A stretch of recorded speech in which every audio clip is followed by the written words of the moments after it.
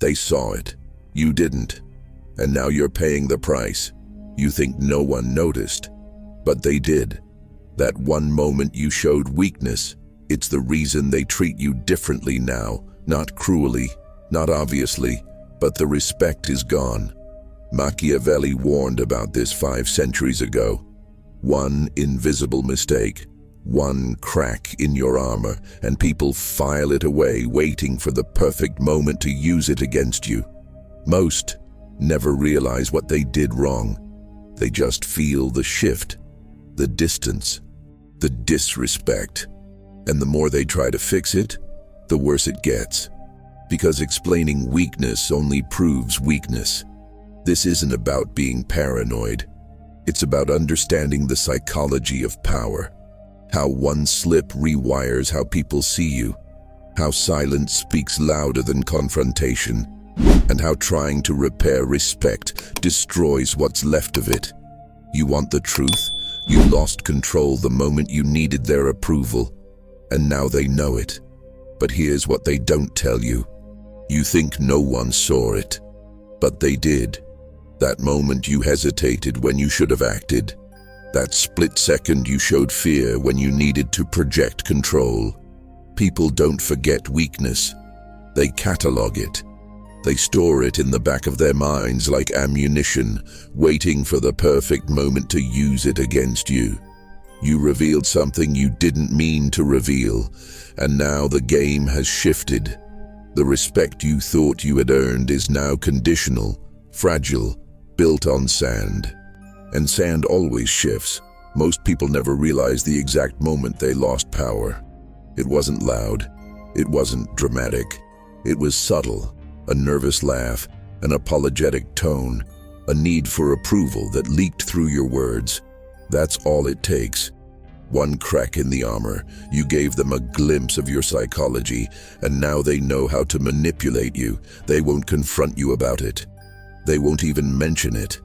But watch their behavior closely. Watch how they test your boundaries now. Watch how they speak to you differently, with less caution, less respect. The mistake is invisible to you, but not to them. The worst part, you probably don't even remember doing it. You were being nice. You were trying to connect.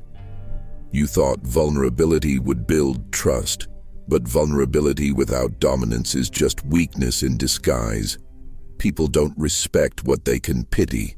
They respect what they cannot control. And the moment you showed them you could be controlled through emotion, through fear, through the desperate need to be liked, you handed them the keys to your own destruction. They won't use those keys immediately.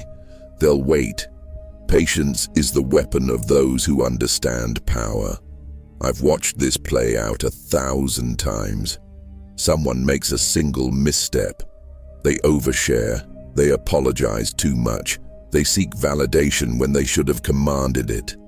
And from that point forward, the dynamic changes. It's not cruel. It's not personal. It's survival. People unconsciously gravitate towards strength and away from weakness. It's hardwired into human nature. When you display a crack, they sense it the same way predators sense injured prey. You become fair game. Not because they hate you, but because you taught them you could be hunted. Here's the brutal truth. Forgiveness doesn't exist in the realm of respect. You can be liked after a mistake. You can be pitied. You can even be forgiven. But respect? Once it's gone, it rarely returns through apology or explanation. Respect is earned through consistency, through the refusal to break under pressure, through the cold demonstration that you cannot be shaken. One invisible mistake is all it takes to shatter that image. And once shattered, you're left scrambling to rebuild something that people have already decided isn't worth protecting. They've moved you from the category of threat to resource, from someone to fear to someone to use. But something darker lingers beneath this dynamic, something most never see. They never tell you what they saw. That's the part that destroys most people. You're walking around thinking everything is fine, that you recovered, that no one noticed. But they noticed, and they filed it away. Silent judgment is more dangerous than open criticism because you can't defend against what isn't spoken. You can't correct a perception you don't know exists. So you continue operating under the illusion of respect while they've already downgraded you in their minds. This is how power slips away, not through confrontation, but through silent recalibration of how much weight your words carry. People are always watching, always measuring. They measure your tone when you're stressed. They measure how quickly you seek approval when challenged. They measure whether you hold your ground or fold under social pressure. This isn't malicious, it's instinctive. Human beings are survival machines. We assess threats and weaknesses constantly, unconsciously. When someone displays emotional instability, neediness, or lack of boundary enforcement, our brains categorize them as low status. Not consciously, not with words, but the judgment happens. And once it happens, the relationship shifts. You don't lose respect loudly. You lose it in the quiet space between what you say and how they respond. This is why manipulation works so well on people who need to be liked. The moment you show that you care too much about what others think, you hand them control over your psychology. They don't even need to say anything. A raised eyebrow, a pause before responding, a subtle shift in tone. These are the tools of silent judgment. They communicate disrespect without words, and you feel it, but you can't prove it. So you question yourself. You wonder if you're being paranoid. You start overcompensating, trying harder to win back something you don't even realize you lost. And every attempt to fix it makes you weaker. I learned this the hard way. Early on, I thought transparency was strength. I thought showing people I was human, that I had doubts, would make them trust me more. It didn't. It made them see me as manageable, as someone who could be influenced through emotional appeal. I noticed the shift immediately, not in what people said, but in how they said it. The tone changed, the respect faded. I was still included, still liked, but no longer feared. And in any environment where power matters, business, relationships, social hierarchies, fear is the foundation of respect. Without it, you're just another voice in the noise. The psychology of silent judgment operates on a simple principle. People remember your lowest moment, not your average one. You can be strong 99 times, but if you crack once, that's what they remember. That's what defines you in their minds. Because weakness is more memorable than strength. Strength is expected. Weakness is the anomaly that reveals the truth beneath the surface. And once that truth is exposed, no amount of recovery erases it. They've seen behind the mask. They know you're capable of breaking. And that knowledge changes everything. What they don't tell you is this judgment isn't just about you. It's about them testing their own power. You felt it, that shift in how they look at you. So you try to explain. You try to justify. You try to show them it was just a moment, just a mistake, just stress. And with every word, you dig yourself deeper, because explanation is the language of weakness. When you need to convince someone you're strong, you've already admitted you're not. Power doesn't explain itself. It simply exists. The moment you start defending your actions, your boundaries, your decisions, you signal that their opinion holds more weight than your reality, and that's the transfer of control from you to them. Most people don't understand this. They think communication fixes everything. They think if they just clarify, if they just make people understand, respect will return. It won't, because respect isn't built on understanding. It's built on consistency and consequence. When you break frame to explain yourself, you're admitting the frame was fragile to begin with. You're showing that external judgment affects your internal state, and people sense that immediately. They sense that you need their approval to feel stable. And need is the fastest way to lose dominance in any interaction. People don't respect what needs them. They respect what can survive without them. This is where most people destroy themselves. They make one mistake, feel the judgment, and then overcompensate. They become overly friendly, overly accommodating, overly eager to prove they're still valuable. But all of this screams desperation. It screams, please don't think less of me. And the more you chase that validation, the further it runs. Because validation is only given to those who don't seek it. The people who command respect aren't the ones explaining themselves. They're the ones moving forward, as if nothing happened. They understand that attention on a mistake magnifies it. Silence and forward motion erase it. I've watched leaders fall because of this. Not because they made mistakes. Everyone makes mistakes. But because they couldn't let the mistake breathe. They had to address it, apologize for it, make sure everyone knew it wasn't who they really were. And in doing so, they made it the only thing people remembered. The apology became more damaging than the error. Because an apology without power is just an admission of weakness. It's a request for forgiveness, and requests come from a position of inferiority. If you must address something, you do it once, with cold clarity and zero emotion. Then you move on. You don't linger. You don't beg. You don't explain. You state, and you leave. Here's what most miss. Trying to fix a perception only works if you still hold power. If you've already lost respect, your words don't carry weight anymore. They're just noise. People have already decided who you are based on that one slip. And no amount of talking will change a decision made in silence. The only thing that restores respect is behavior.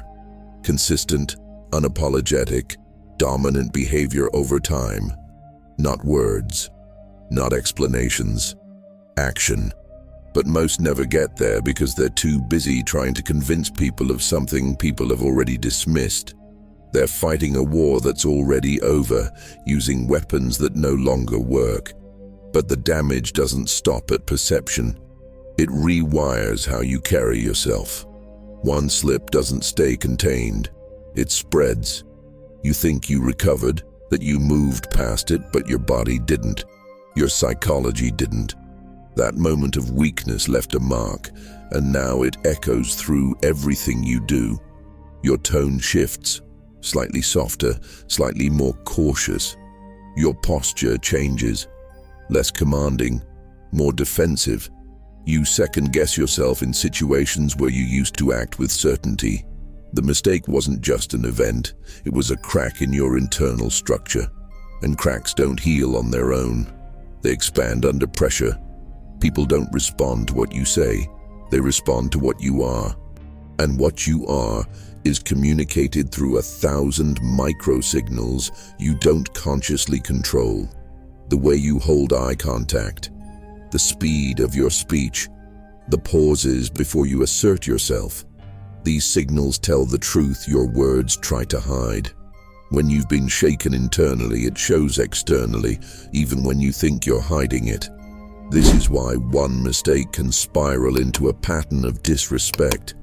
It's not that people remember the mistake itself. It's that they sense the shift in your energy, your confidence, your control, and they adjust their behavior accordingly. This is the psychology of dominance erosion. Once you lose certainty in yourself, others lose certainty in you. It's not personal, it's mechanical. Humans mirror the energy they receive. If you project doubt, they reflect doubt. If you project weakness, they reflect disrespect. You can't fake confidence when your nervous system is broadcasting fear. You can't command respect when your body language screams insecurity. The echo of that one moment, that one slip, becomes the baseline of how you're perceived. And the longer it goes unaddressed, the deeper it roots itself into your identity. I've seen this destroy careers, relationships, reputations. Someone makes a mistake under pressure. They panic, they break composure, they show emotion when they should have shown stone. And from that point forward, they're different. Not because they want to be, but because the mistake rewired their internal operating system. They start asking permission where they used to take action. They start seeking validation where they used to command it. They become reactive instead of proactive. The world senses this shift immediately. And once the world senses you're reactive, it controls you. Because reactive people don't set the terms, they respond to them. Here's the mechanism. Weakness breeds hesitation. Hesitation breeds mistakes. Mistakes breed more weakness. It's a loop, and the only way to break the loop is to reset your internal frame with ruthless precision. You have to kill the part of you that seeks approval. You have to rebuild your psychology around consequence, not connection. You have to move through the world as if judgment doesn't exist. Not because you're delusional, but because you've accepted that respect is earned through behavior, not through explanation. The echo stops when you stop listening to it, when you act with the same cold certainty you had before the mistake, as if the mistake never mattered in the first place. But here's what no one tells you. They're not waiting for you to recover. They're waiting to see if you're useful. You're no longer someone they respect. You're someone they use. That's the shift. It happens quietly, almost imperceptibly, but once it happens, it's irreversible without drastic action. They still talk to you. They still smile. They still include you in conversations. But the dynamic has changed. You've moved from the category of threat to the category of resource. From someone whose boundaries they feared to someone whose boundaries they test. And every time you fail to enforce those boundaries, you confirm their assessment. You become convenient. And convenience is the graveyard of respect. This is where most people live without realizing it. They think they have relationships, friendships, professional alliances. But what they actually have are transactional arrangements where others extract value and give nothing back. You're the one who always helps, always listens, always accommodates, and they take and take and take, not because they're evil, but because you taught them they could. You never said no. You never imposed a consequence. You never made them feel the weight of disrespecting you. So why would they stop? From their perspective, you're a free resource, and free resources get exploited until they're used up. The psychology here is simple. People value what costs them something.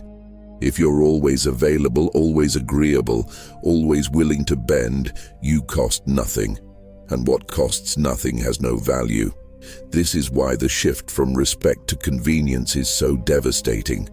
You went from being someone whose time, attention, and energy were scarce and valuable to someone whose existence revolves around serving others. You became a tool, not a person, not a force, a tool. And tools don't get respected. They get used until they break, then replaced. I watched someone close to me go through this. Brilliant mind, strong presence, but one moment of vulnerability in front of the wrong people, and everything changed. They started asking him for favors, small ones at first, then bigger. He said yes every time because he thought it would rebuild the respect he lost. It didn't. It made him a doormat. Within 6 months, people who used to seek his opinion were giving him orders. People who used to fear disappointing him started canceling on him without explanation. He became an afterthought, not because he was less capable, but because he allowed the shift to happen. He didn't enforce consequence. He didn't remind people what it cost to cross him. Here's the truth about power. It requires maintenance. You can't earn respect once and expect it to last forever. The moment you stop enforcing your value, people start testing it. And if you don't push back immediately, you lose ground you'll never recover. The shift from respect to convenience happens because you let people take without making them pay. You gave your time, your energy, your attention freely, hoping they'd appreciate it.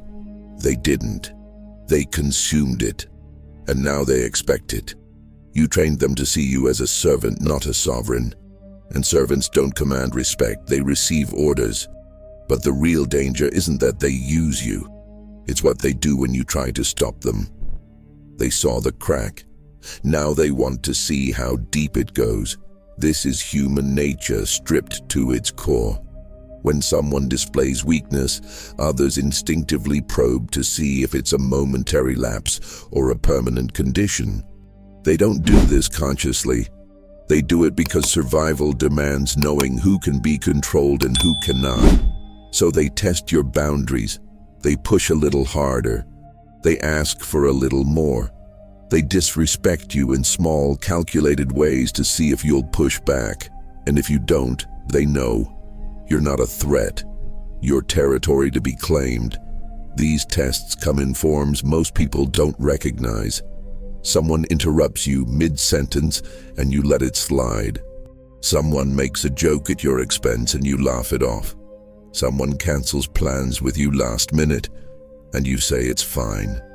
Each of these moments is a test, not of your patience, not of your kindness, of your willingness to enforce consequence. And every time you fail to enforce it, you send a signal.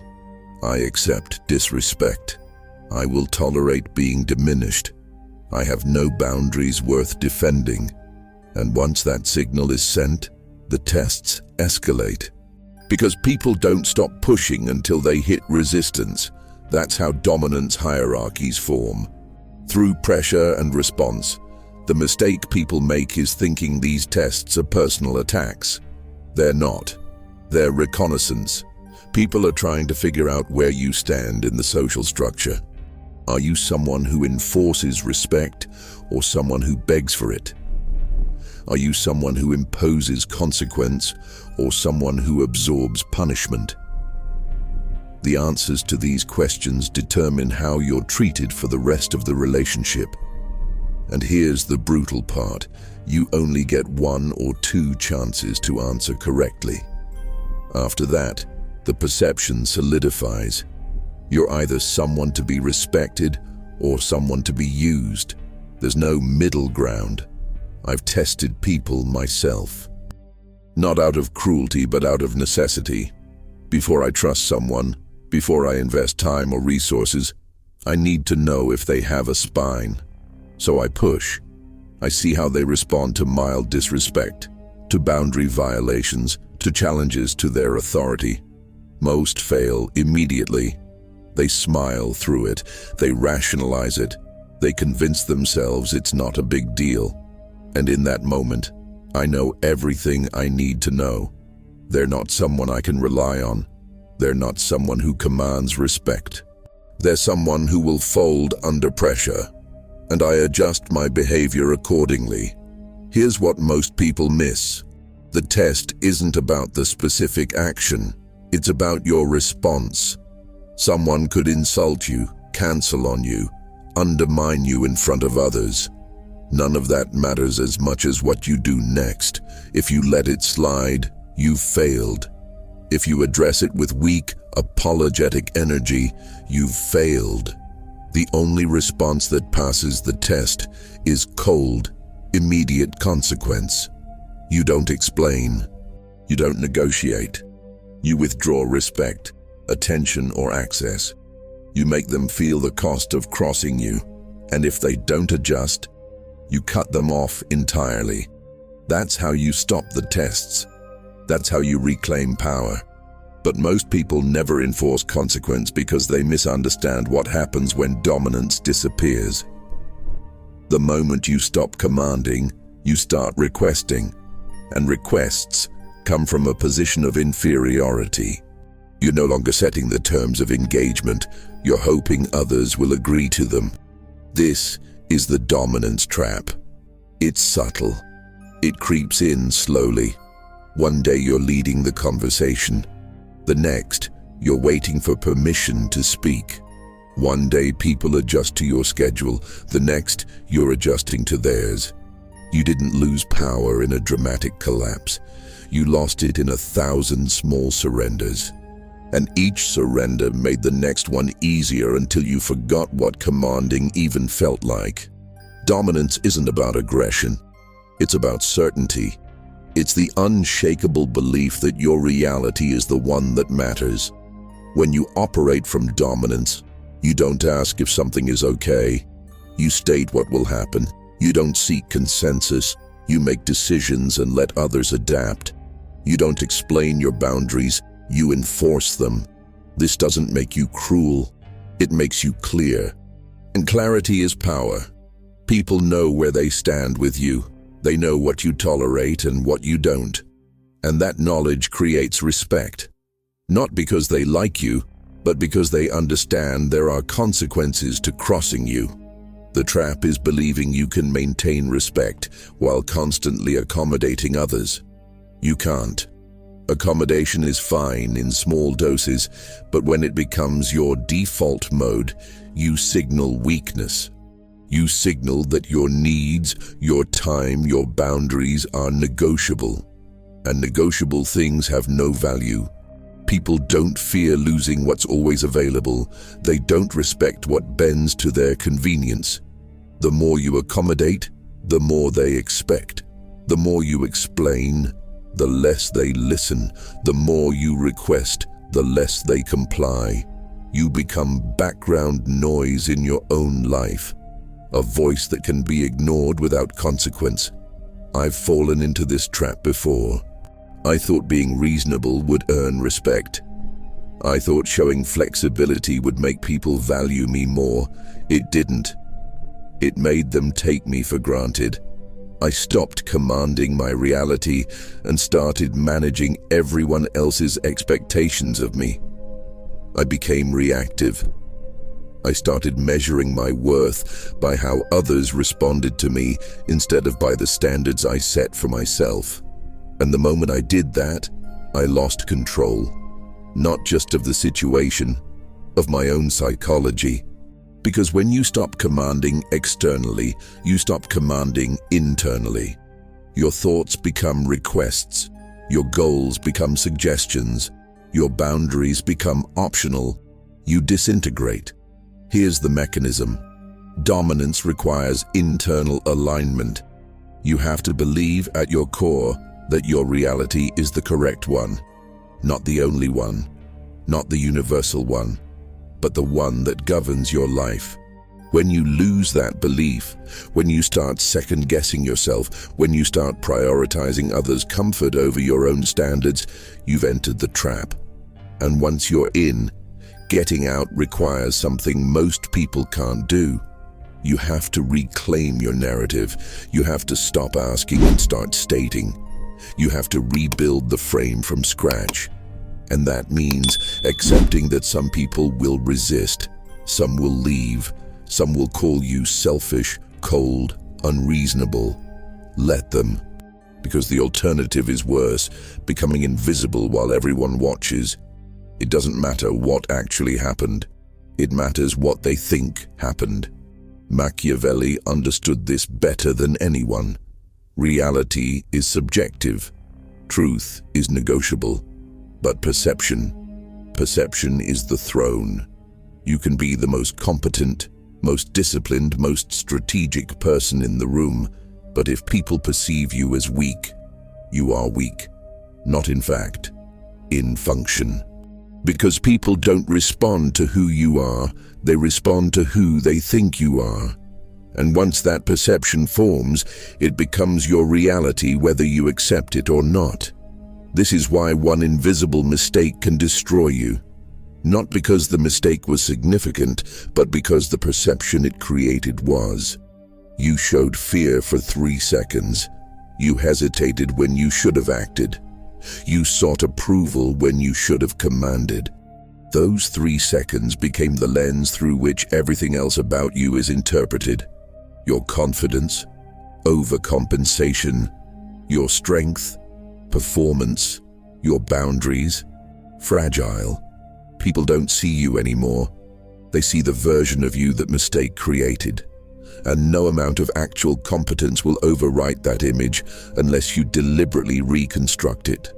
Most people waste years trying to prove perception wrong through facts. They think if they just demonstrate their value enough times, people will see the truth. They won't. Because perception isn't logical. It's emotional. It's instinctive. It's formed in seconds and reinforced through confirmation bias. Once someone decides you're weak, every action you take is filtered through that lens. If you're assertive, you're overcompensating. If you're quiet, you're scared. If you enforce boundaries, you're insecure. The perception dictates the interpretation. And fighting perception with reality is like fighting fog with a sword. You can't win. I learned this in the worst way possible. I made a mistake early in my career. Nothing catastrophic, just a moment where I showed I cared too much about something that didn't matter. And that moment defined me for years. People who weren't even there heard about it. It became a story, a symbol, and no matter how much I achieved after that, the perception lingered. I was the guy who cracked under pressure. Not in those words, but in the energy, in how people spoke to me, in what opportunities I was excluded from. I didn't lose respect because I was incompetent. I lost it because the story of my weakness spread faster than the truth of my strength. Here's what Machiavelli knew. You cannot change perception by being better. You change it by controlling the narrative. You don't defend. You reframe. You don't explain the mistake. You eclipse it with something so undeniable that the old story becomes irrelevant. You don't ask people to see you differently. You force them to by shifting the entire frame of reference. This requires cold calculation. It requires understanding that people remember stories, not facts. And if the current story makes you weak, you don't fix the story. You burn it down and build a new one. One where the mistake never mattered. One where you were always in control. But perception alone won't save you. You need to wield something sharper. The prince doesn't apologize. He doesn't explain. He doesn't grovel for forgiveness or beg people to see him differently. He does something no one can ignore. He demonstrates power so clearly, so decisively, that the old perception becomes impossible to maintain. This is restoration through dominance, not through words, not through time, through undeniable action that forces a recalibration of how you're seen. You don't ask for respect back. You take the territory that makes respect inevitable, and you do it without emotion, without hesitation, without seeking approval for the move. Machiavelli wrote about this in contexts of war and politics, but the psychology applies everywhere. When a leader loses face, he doesn't rehabilitate his image through apology tours. He conquers something. He makes a bold decision.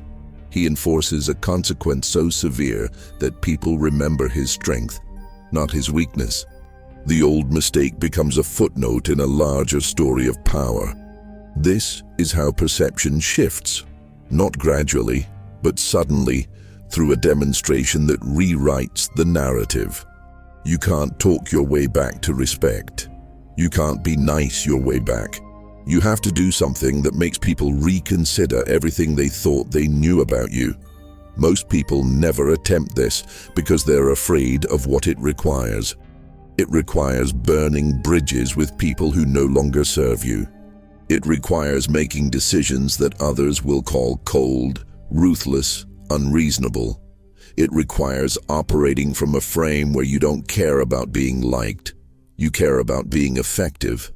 And that's terrifying for people who built their identity around being agreeable. But here's the truth. If you already lost respect, you have nothing left to lose by being ruthless. The approval you're clinging to doesn't exist anymore.